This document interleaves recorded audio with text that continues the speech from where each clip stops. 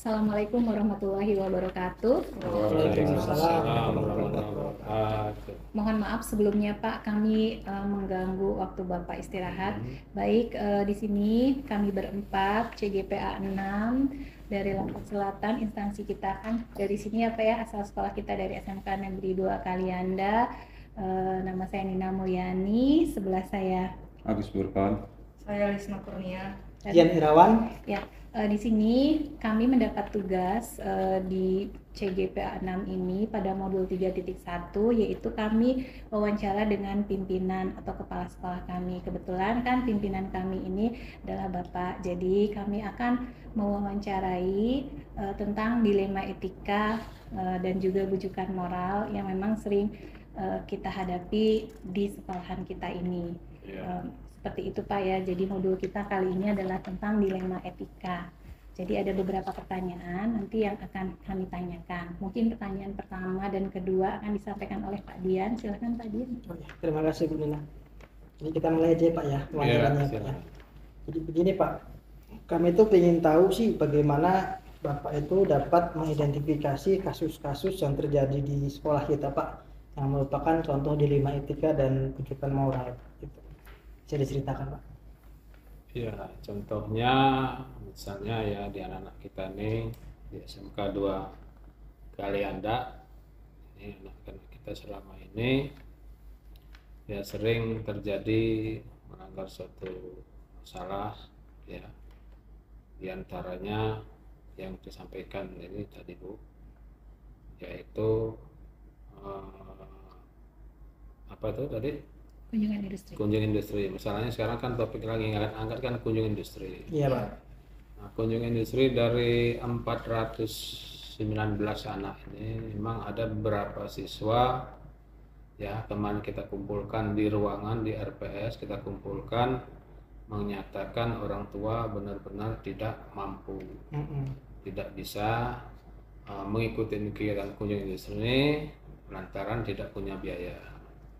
Nah, tapi kita punya solusi ya, ada jalan keluarnya. Nanti kita akan usulkan di pihak travel karena kita tahun ini menggunakan travel Sapana Tour ya. Dari biaya yang dikeluarkan anak-anak tersebut itu bisa nanti kita usulkan travel itu bisa kita angsur sampai beberapa bulan gitu. Siap. Nah, itu kira-kira solusi sehingga anak-anak ini bisa berangkat semuanya ya, kita semuanya ikut berangkat, semua juga pendamping anak-anaknya ikut mengikuti semua kegiatan kunjir sehingga dia nggak merasa tidak nggak minder lah gitu. Iya. Ini ada salah satu anak kalau nggak ikut itu pastilah minder, merasa ya dikucilkan segala macam, kegiatan ini nggak ngikut kan gitu kan, kasihan kan gitu. Ini baik kita ikutkan ya dengan perjanjian nanti atau kita akan kesepakatan dengan pihak travel. Itu kira-kira salah satu contoh yang ada di SMK Negeri 2 Kalianda. Siap. Jadi kegiatan kunjungan industri Pak ya. Ya. Bahwa kegiatan ini kan wajib Pak ya dari pusat Ya, Pak ya di wajib. SMK. Tapi ada beberapa anak kita yang tidak mampu sehingga kita buat keputusan untuk dibantu Pak ya. Ya, dengan kita travelnya. bisa bantu sehingga anak-anak ini bisa ikut berangkat semua. Siap Pak, yang berikutnya Pak, dalam pengambilan keputusan itu Pak, gimana Pak prosedurnya Pak? Apakah Bapak memanggil dulu panitianya, suruh dipanggil data anak-anaknya gitu Pak ya? Siapa yang berapa anak yang tidak mampu gitu Pak ya? Ya, ini datanya kan sudah jelas nih dari wali kelas masing-masing. Iya Pak. Wali kelas sudah menyampaikan, ada yang 1, ada yang 2, kita kumpulkan cukup lumayan banyak juga itu. Ya, dari itu setelah itu nanti kita panggil di akhir sebelum berangkat, kita panggil orang tuanya.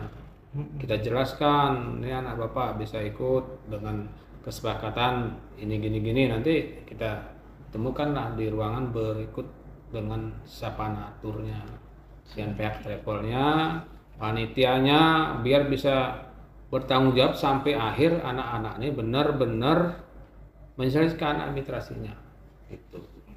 Jadi dipanggil terus kita kumpulkan bersama, dibuat surat pernyataan Pak ya nanti Pak? Iya, kita buatkan surat pernyataan ya, kalau memang perlu itu ya surat pernyataan. Siap. Tapi kalau memang dari pihak travel nggak usah Pak pernyataan Pak, yang penting ini kita tanggung jawab bersama. Oke lah, kita nggak usah buatkan. Gitu. Baik Pak, terima kasih. Pertanyaan berikutnya mungkin akan dilanjutkan dengan Bu Bu Lisna, Lisna. silakan. Baik. Langkah-langkah atau prosedur seperti apa yang biasa Bapak lakukan selama ini? Terkait Misalnya, masalah yang tadi yang tadi terkait dengan masalah ini juga ya, kunjil. kunjir ya.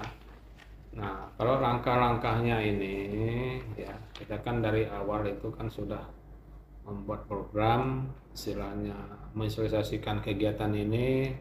Setelah itu kita data anak-anak termasuk sampai berapa pembayarannya, misalnya didata seperti itu ya. Sampai di akhir ketika ketemunya, sekelasnya cuma 1, cuma 2, itu nanti kan di akhir ketemu pasti.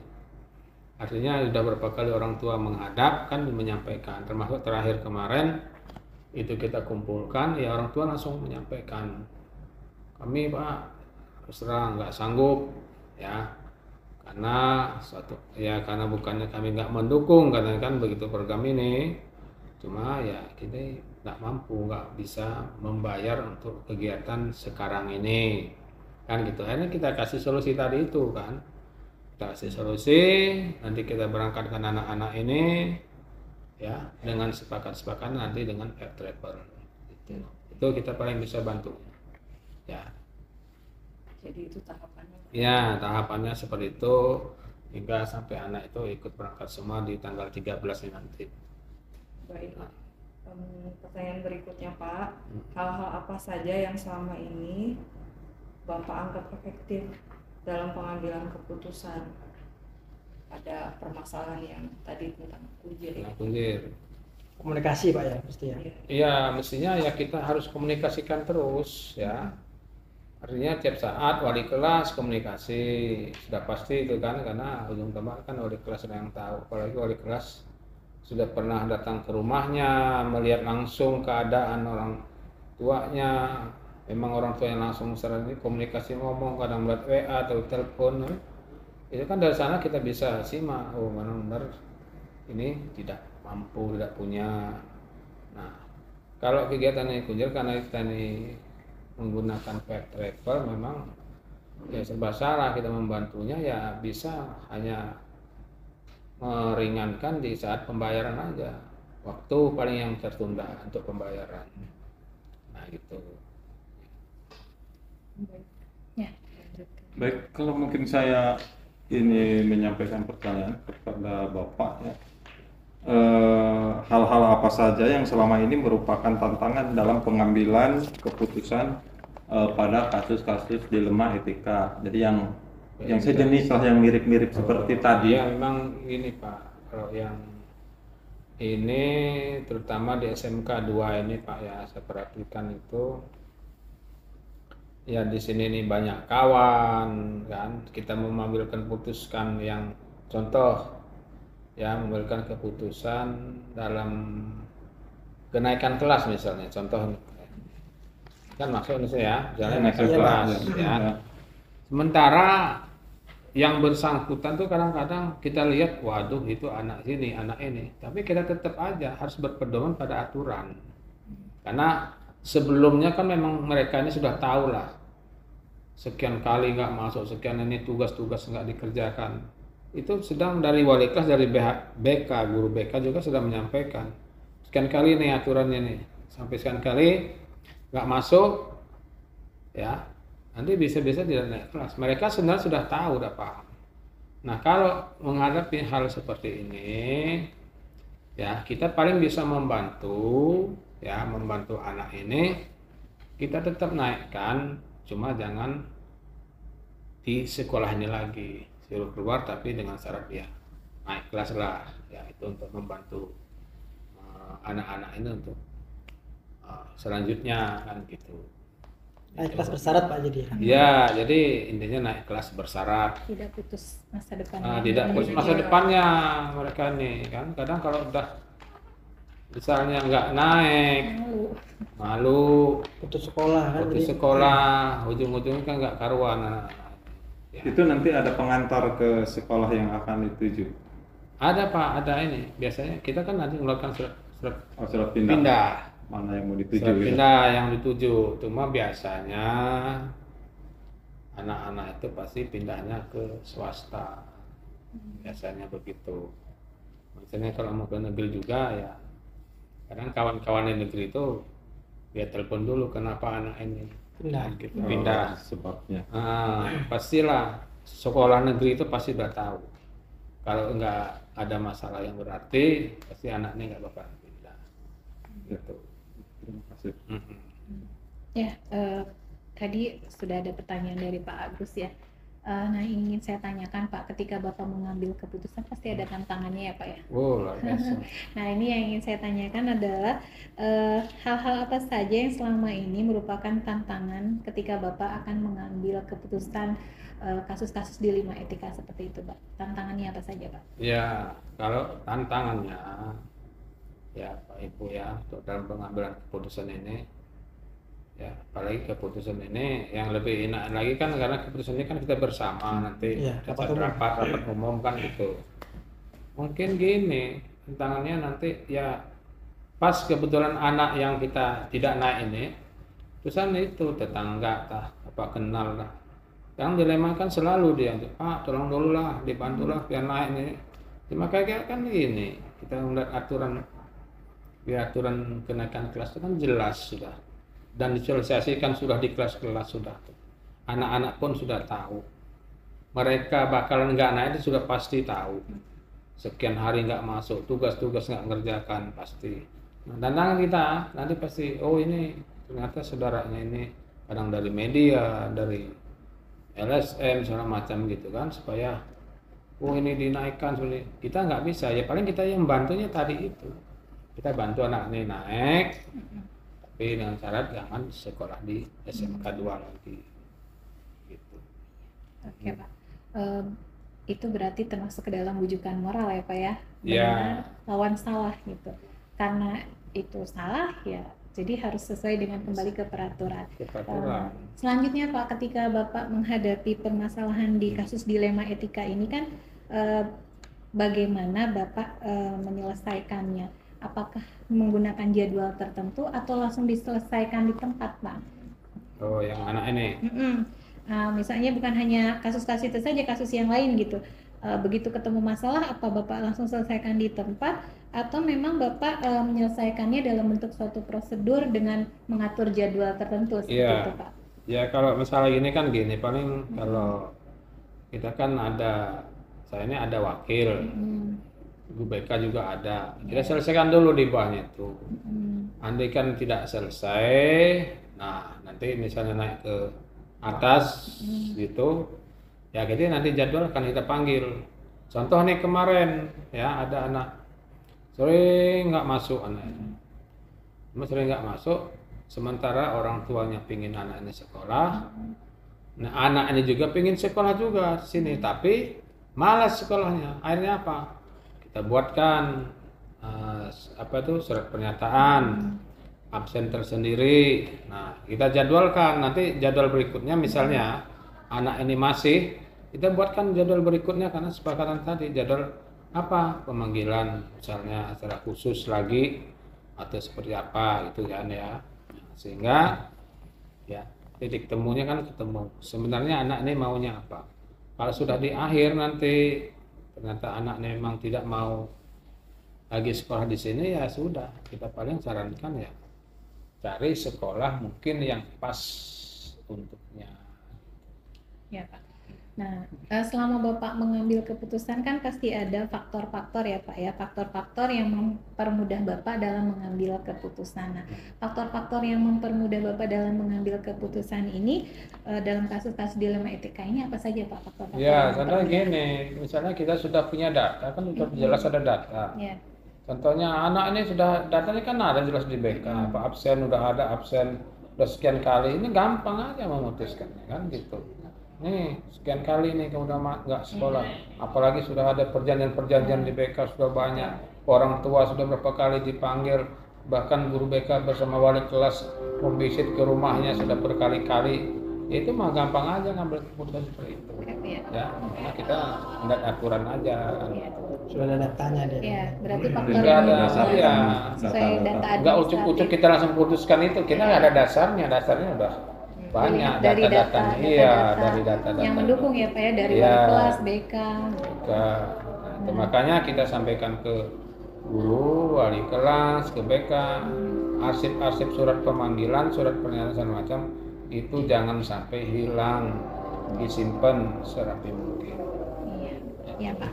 Di pertanyaan terakhir nih Pak ya, dari semua hal yang sudah Bapak sampaikan, pembelajaran apa yang dapat Bapak petik ketika Bapak mengambil keputusan dalam kasus-kasus dilema etika? Jadi, adakah pembelajaran yang Bapak petik?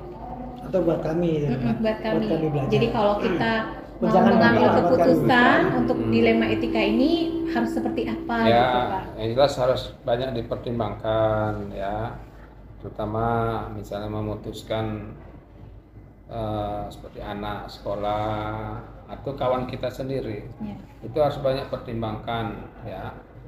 Pertimbangkan contohnya anak, kita putuskan anak ini ya, misalnya nih, contoh nih kelas 12 nih lah ya, kelas 12 sekarang kelas 12 ternyata masih ada anaknya sering nggak masuk. Nah, di pilihan pihak ada yang menyatakan harus anaknya dikeluarkan, kan itu harus dikeluarkan anak ini macam. Nah, kita kan perlu ada pertimbangan masa depan anak ini loh. Nah, sekarang mau pindah kemana? Siapa yang menerima? Jelas kalau sudah dikeluarkan dari sini, anaknya jelas putus sekolah, nggak mau sekolah lagi. Kasihan dia sekolah dari TK, SD, SMP, tinggal menunggu hasil aja akhir. Kalau misalnya kita tiba-tiba ngambil keputusan, oh anaknya suruh dikeluarkan aja, kan kasihan. Ya. Masa depan anak-anaknya terutama gitu, ya. Itu dari saya. Terima kasih sekali kasih, Pak ya. Pak.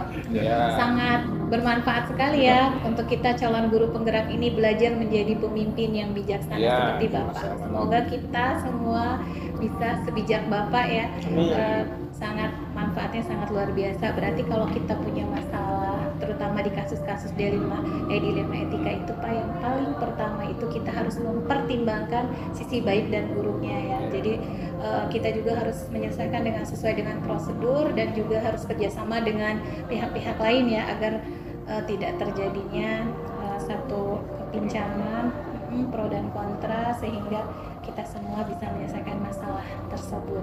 Ya, terima kasih Bapak Ya, sudah sama-sama Bu. menyempatkan waktu Waktu ya, ya, memberikan untuk waktu, kita. menyempatkan waktu untuk kita untuk wawancara pada tugas kami di demonstrasi kontekstual modul 3.1. Semoga bermanfaat bagi kita semua. Amin. Ya Rabbal Alamin. Ya. Terima kasih. Terima Iya. kasih Pak. Terima kasih Pak. Ya.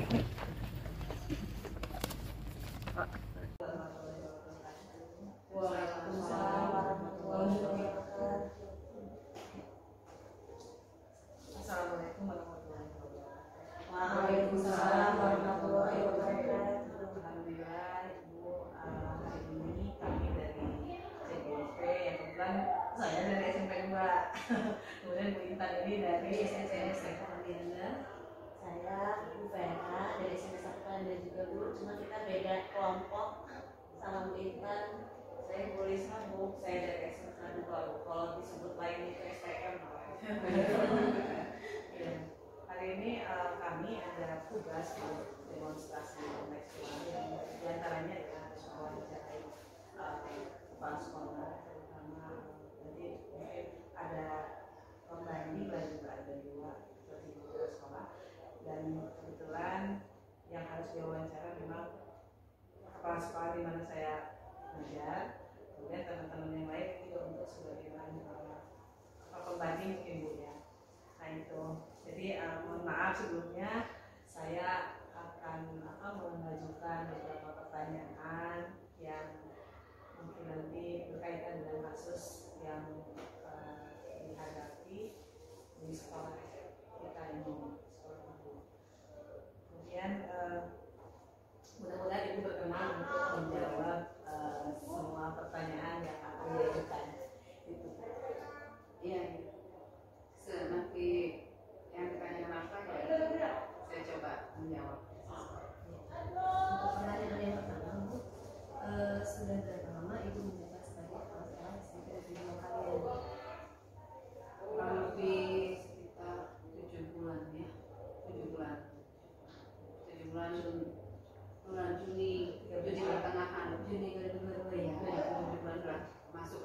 bulan lah ya. Dari 8 bulan menjabat di SMP 1 kali Anda, pastinya ada beberapa kasus gitu ya yang pernah Ibu tangani. Bisa diceritakan? Kalau kasus secara umum sih pada umumnya ya, kalau namanya sekolah itu masih batas kasus-kasus anak, kemudian tidak ada kasus yang luar biasa di sini. Kemudian kalau ada permasalahan dengan staf, itu yang permasalahan sebatas pelaksanaan saja ya, diskomunikasi antara beberapa orang diantaranya antara guru dan PU, mungkin ketidakpahaman komunikasi. Kalau siswa itu masih batas masalahnya masih kenakalan anak-anak sekolah biasa ya, tidak ada yang kasus-kasus yang biasa. Yang paling berat Bu, yang membuat kita bimbang ketika mengambil keputusan, ada nggak? Yang berkaitan dengan sistem? Tidak. Kalau siswa itu seperti yang kita tahu ya, SMP 2 Kalianda ini kan input yang masuk itu hampir bisa dikatakan lebih dari separuh itu dari kalangan menengah bawah dengan perekonomian itu yang khususnya daerah wilayah pantai seperti Merak itu, antara kita ingin menerapkan peraturan sekolah dan dengan kondisi mereka itu yang menjadi agak kalau kasus sekolah itu masuk kasus dilema lah ya, karena tidak ada satu pihak dia sering melanggar aturan salah, tapi satu pihak memang keadaan kondisi dia yang menyebabkan dia untuk melanggar aturan itu kebanyakan seperti itu yang dihadapi siswa kita. Terus dari kasus-kasus yang terjadi itu biasanya Ibu tergolongnya di situ apa ke dilema etika atau rujukan moral? Dilema etika itu kan pertentangan ya, kalau dilema Pertentangan etika kan batin. pertentangan batin ya. Apakah ini benar? Iya, Apakah ini itu kan? Kalau kita berpikir dilema etika itu yang kita kalau benar dengan salah masih enak. Benar. Kita udah jelas lah kalau benar salah. Kalaupun harus dipikir ulang kan ada nggak usah payah-payah gitu kalau benar atau salah. Tapi kalau benar dengan benar ini satu pihak ini benar, satu pihak ini benar. Kita harus hati-hati di situ. Jadi dua-duanya sudah pernah gitu ada kasus yang seperti itu. Jadi masuk dilema etika ataupun rujukan moral. Ada. Yang namanya kita dalam kegiatan lembaga ya, organisasi, di kegiatan sekolah ini pasti karena saya kepala sekolah kan pasti individu-individu antar staf, antar guru maupun siswa itu sendiri itu pasti pertentangan dilema etika itu benar dengan benar itu sering gitu. Banyak hal yang seperti itu, satu pihak ini dan memang benar dan satu pihak ini juga dia benar juga gitu. Nah, itu yang agak menyebabkan nggak bisa terburu-buru Dalam memutuskan gitu. harus banyak faktor yang harus dipikirkan. Kalau boleh spesifik Bu menyebutkan tidak apa-apa Salah ini satu- salah satu kasusnya gitu yang real gitu ya, yang benar-benar itu terjadi dilema, itu contohnya apa? Kalau dia untuk siswa ya, mereka untuk siswa dulu. Nah, seperti yang tadi yang saya sampaikan, siswa itu melanggar aturan sekolah, salah ya, salah. Tapi guru menerapkan aturan itu benar. Tetapi pada saat kita lihat kondisi siswa dan kenyataannya siswa ini benar gitu. Contoh, anak itu harus datang tepat waktu, peraturan tetap peraturan. Kemudian di satu pihak anak ini selamat karena memang tidak adanya angkutan, tidak adanya kendaraan. Ini benar juga.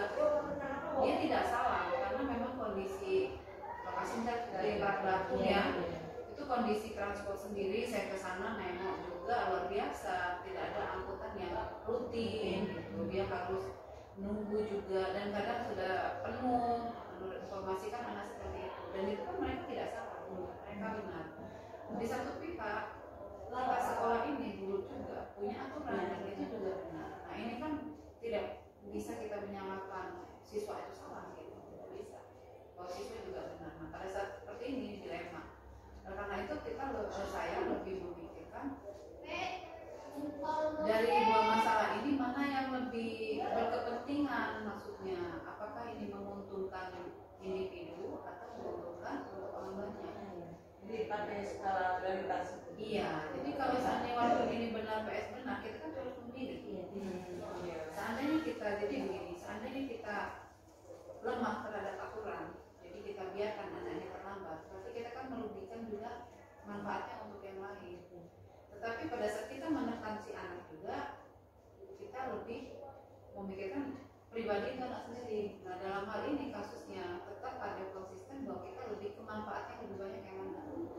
Oleh karena itu ya untuk kasus yang seperti ini adalah aturan karena itu manfaatnya bukan untuk si guru sendiri, tapi untuk sekolah. Yang artinya di sekolah kan ada siswa di situ, ada guru di situ. Sementara ini yang untuk siswa hanya untuk individu dia sendiri. Kecuali kalau dalam kelompok di situ memang banyak siswanya, bisa jadi satu kampung di sana, maka kita harus mencari solusinya. Jadi kita kalau saya lebih keimbang, mana yang lebih manfaatnya, lebih bermanfaatnya untuk orang banyak, dan mana yang lebih menguntungkan untuk pribadi dan mana untuk orang banyak. Dalam kasus ini saya lebih memilih yang menguntungkan lebih banyak. Baik, untuk selanjutnya, selama ini bagaimana ibu menjalankan pengambilan keputusan di sekolah itu, terutama untuk kasus-kasus di mana ada dua kepentingan yang sama-sama benar, ya, atau mengandung nilai kebajikan. Iya. Nah, jadi yang seperti tadi saya sebut tadi ya, dalam mengambil keputusan kalau yang PS benar ini nggak gampang gitu kan. Jadi karena itu banyak pertimbangan. Itu tadi yang pertama, itu kan pengaruhnya banyak itu. Misal saya dengan keputusan antara Bu Ai selaku guru dengan Bu Intan misalnya sama-sama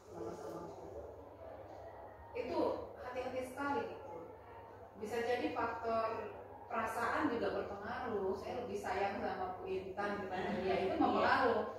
Walaupun Kedekatan gitu ya. kedekatannya benar nih, benar. Karena saya lebih sayang dengan Bu Intan, walaupun Bu Ai ini benar, Bu Intan benar, saya lebih milih Bu Intan. Itu kalau yang di banyak faktor ya. Kemudian yang kedua itu kedekatan kasih sayang lah ya. Itu yang kedua faktornya lagi. Lebih ke manfaat tadi. Kalau saya membenarkan Bu Intan, manfaatnya buat siapa? Jadi kalau saya membenarkan Bu Ai, manfaatnya buat siapa? Itu kan kita lihat manfaatnya untuk dirinya sendiri atau untuk golongan kelompok, sehingga yang pembelajaran khususnya di sekolah ini lebih bermakna karena kita mendukung yang satu ini, atau mendukung yang satunya karena untuk dirinya sendiri, lebih ke situ sih. Karena biasanya benar ini juga kan memang banyak kepentingan, dan masing-masing akan bertahan bahwa saya benar gitu. Tinggal dilihat ya, Anda benar, tapi benarnya Anda untuk siapa, benarnya Anda untuk siapa, lebih ada alasan tepat ya. Dan dalam hal ini lebih mementingkan tidak untuk individu, untuk kelompok.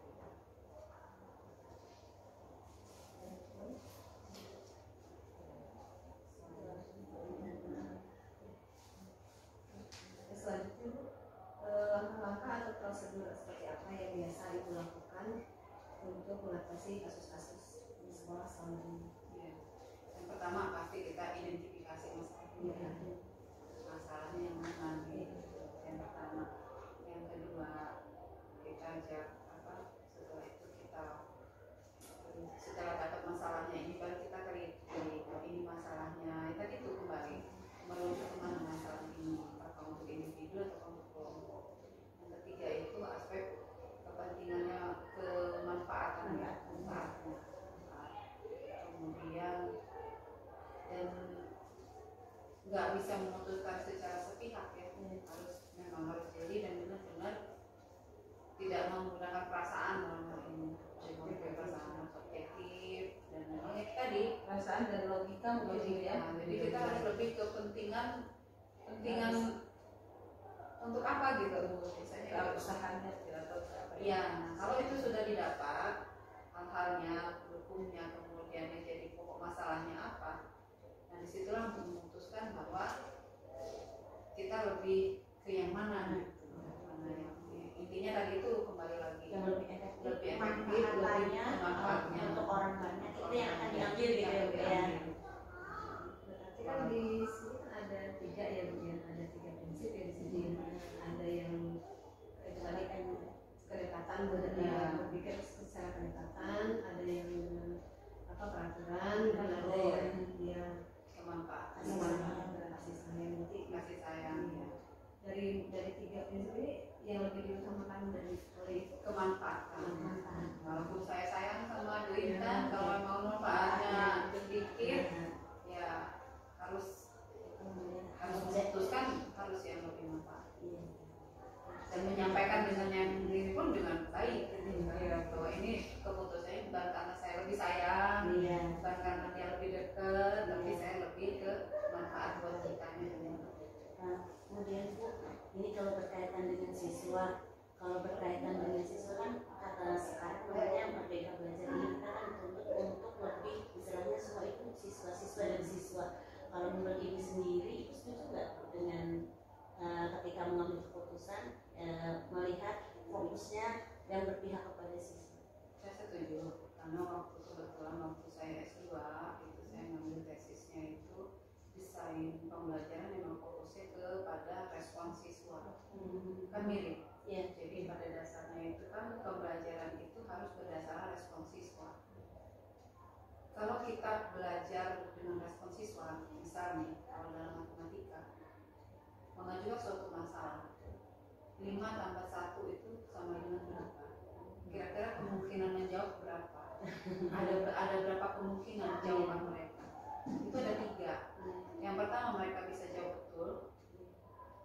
Yang kedua mereka jawab salah. Yang ketiga mereka ragu-ragu atau mereka tidak menjawab. Nah, kelanjutan dari masalah ini itu kan mirip dengan merdeka belajar. Jadi kita melanjutkan pembelajaran sesuai respon mereka. Jadi pada saat mereka jawab benar, 5 tambah 1 sama dengan benar. Tindakan kita selanjutnya apa berdasarkan respon anak tadi? Berarti kan kalau dia mampu, oh berarti dia bisa. Pertanyaan berikutnya adalah apa? Sampai kita menggiring kepada suatu tujuan belajar kita kemana gitu.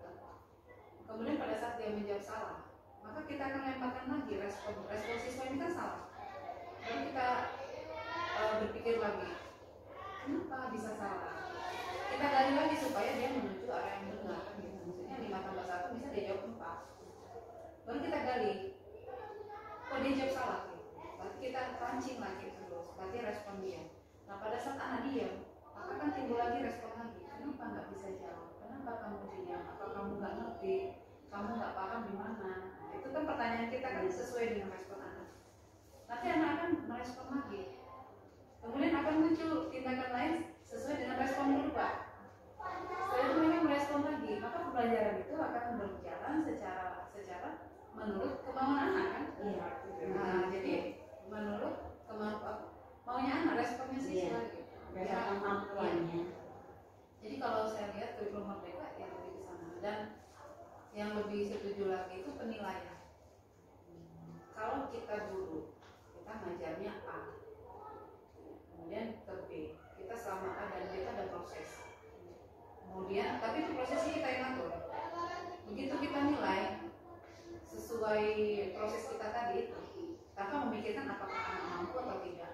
Kalau kita jalan A sampai B, kemudian kita buat penilaian, bisa dipastikan itu nggak akan tercapai. Tapi pada saat dari A ke B, selama A ke B itu ada proses, ada fase-fase di mana sih kita lebih respon siswanya.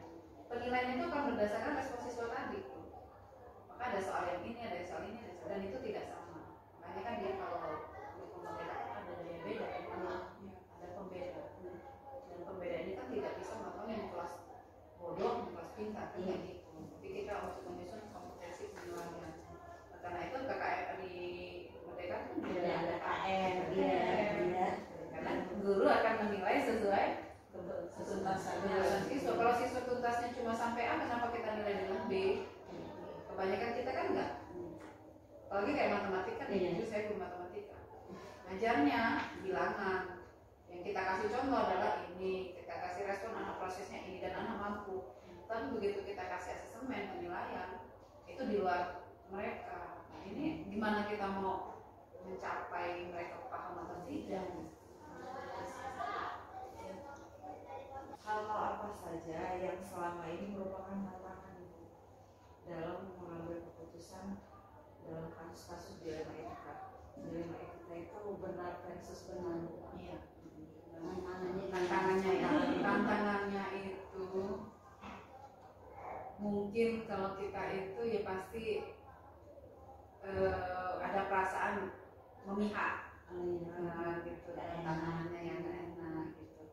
Jadi pada saat kita memilih keputusan seperti tadi itu, Intan Bu Ai, karena saya memilih Intan Bu Ai ini merasa itu yang dijaga hatinya, hati dia ya, hati perasaannya yang tidak kita hitung tadi gitu kan. Tapi sebenarnya kan kalau PS benar PS benar itu kan sebenarnya kita tidak boleh memihak salah satu sih ya.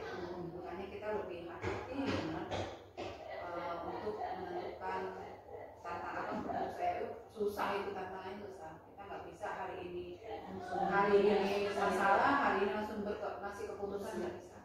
Jadi kita harus berpikir jernih dulu. Itu tadi ini yang benar kenapa, ini benar kenapa, ini benar untuk apa, ini benar juga untuk apa. Gitu.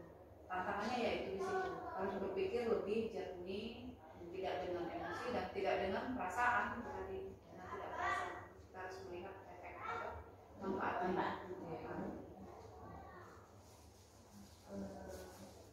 Setelah yang disampaikan tadi, bahwasannya untuk mengambil sikap dan mengambil keputusan untuk kasus yang dilema etika itu kan tidak bisa langsung diselesaikan pemikiran ya Bu ya, tidak benar harus saling juga. Nah, selain berpikir jernih dari diri ibu sendiri gitu, ibu ada melibatkan guru-guru atau apa gitu, maunya ada sebuah kasus gitu, apa dikeluarkan di musyawarah guru-guru, dirapatkan di guru-guru atau bagaimana? Iya, itu harus. Karena kita nggak bisa kalau saya sendiri yang memutuskan, artinya saya mengambil sepihak ya.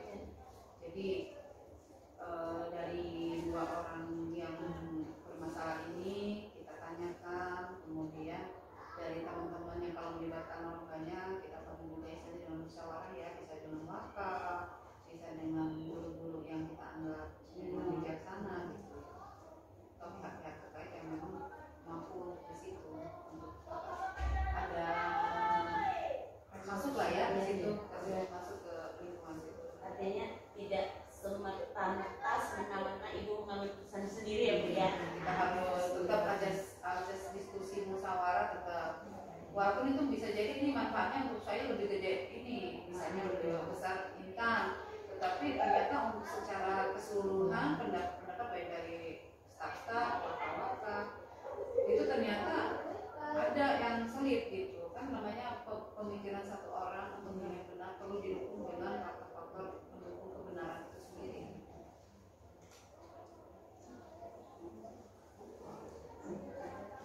Baik. Dari semua hal yang kalian sampaikan, pembelajaran apa yang dapat ibu petik gitu selama ibu memiliki pengalaman dalam pengambilan keputusan? Jadi pembelajaran ini mungkin bisa kami adopsi minimal sebagai pemimpin pembelajaran di kelas untuk ibu ya. Jadi kita ini kalau namanya masuk pemimpin ya, pada saat kita memimpin memang ya selainnya pemimpin harus mengalahkan keinginan pribadi itu ya, itu harus mengalahkan itu. Jadi kadang kan secara manusiawi kita maunya pemimpin, maunya saya seperti ini ya. Tapi pada saat kita menjadi pemimpin memang banyak pembelajaran. Saya selama jadi pemimpin dibandingkan dulu, saya harus lebih banyak mendengarkan orang, lebih banyak berpikir, belajar gitu. Waktu menjadi guru kan hanya sebatas lingkupnya saya di kelas saja. Saya bertanggung jawab hanya pada siswa. Tapi pada saat memimpin di sini, siswa saya bertanggung jawab, administrasi saya bertanggung jawab, banyak kepala yang harus bertanggung jawab, saya bertanggung jawab di sini. Jadi pembelajarannya itu yang tidak tergesa-gesa dalam mengambil keputusan, itu saja. Tidak tergesa-gesa mengambil keputusan, tapi tidak juga berlama-lama. Artinya